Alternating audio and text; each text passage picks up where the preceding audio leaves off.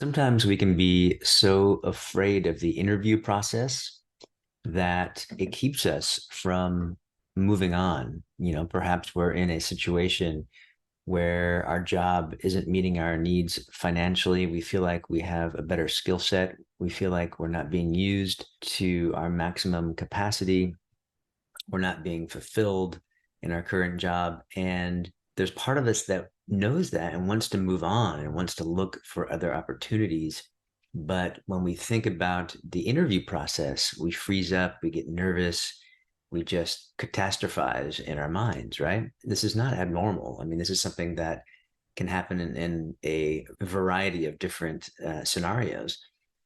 But if we take a look and slow down and take a look at what's really happening here, is you're getting a pull, you're getting a push, a desire to do something more or to get out of a situation that you feel like is not healthy. And when you think about an interview, you begin to think of it in ways that is counterproductive. So you may think about, maybe you have a fear of authority, or you think about stumbling over your words.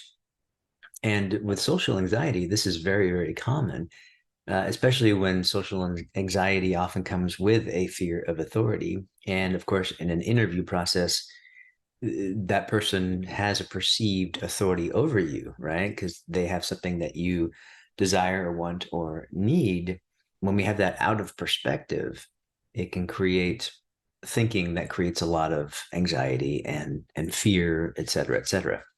So one of the things we can look at is, first of all, just being honest with yourself. How qualified are you for these new jobs? How much research have you done about the jobs? What do you know about the person that's going to be interviewing you? Now, these are all tactics. This is all advice, that you can take or leave.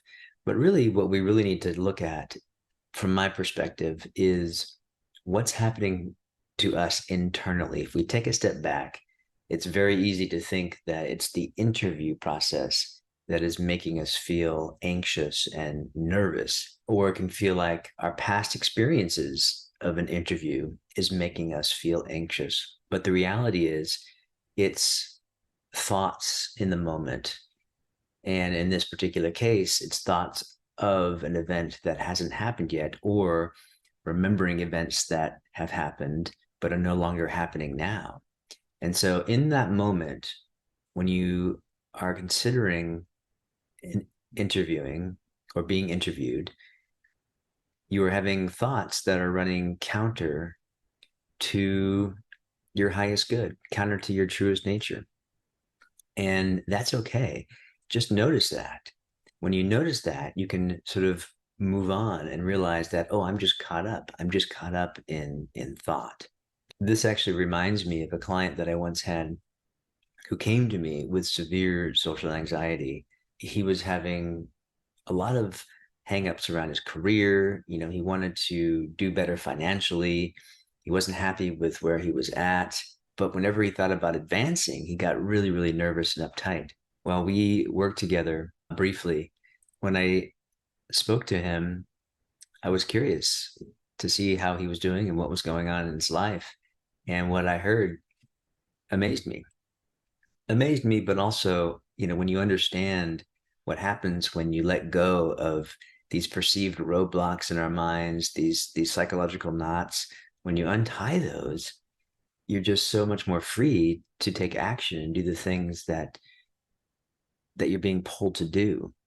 And so when I spoke to this gentleman, he had gone from, very nervous, very socially anxious, not taking action, to he was, I think he was either working three jobs, or he had three new businesses, or it was he started a company and was working two jobs, or had two companies and was working a job. I can't remember the exact specifics, but he was on fire. And it just filled my heart with lots of joy to know that he had moved on. And the same is possible for you. Oftentimes, what we think is holding us back isn't what really is holding us back. And I have a great passion for helping people who are just being tied up innocently by their own paradoxical thinking and social anxiety. And the great thing is that when you begin to clear these things up, it's not just work. Now, work, your job, your career, your artistic endeavors, whatever it is that you want to express yourself in, or maybe you want to create for yourself financially, this is our livelihood and this is important. And so as we turn inward and we begin to let go of the very things that once seemed insurmountable, we're free to take action. And this is, like I said, a passion of mine because we all deserve to thrive and flourish.